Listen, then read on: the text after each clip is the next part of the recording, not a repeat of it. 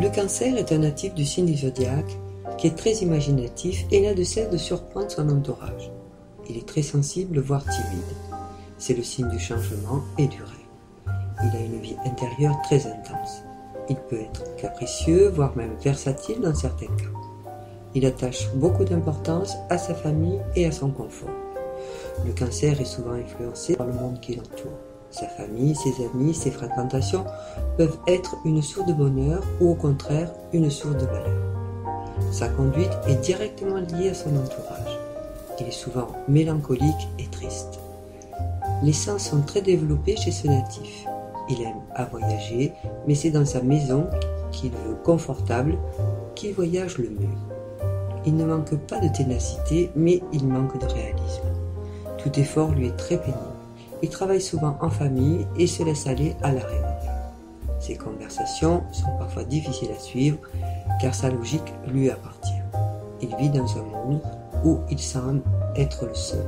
Son imagination arrive à construire un univers, son univers, fait de perfection qui est souvent en dehors des réalités du monde. George Sand, Nostradamus, Louis XII sont des personnalités qui caractérisent bien ceci. Voltaire parlera notamment du roi Louis XII en ces termes. Le sage Louis XII, au milieu de ses rois, s'élève comme un chêne et leur donne des lois. Il pardonna souvent.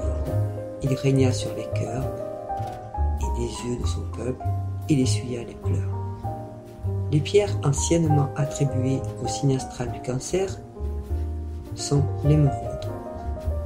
Dans la tradition, on attribuait également à ce signe les pierres d'émeraude et de rubis.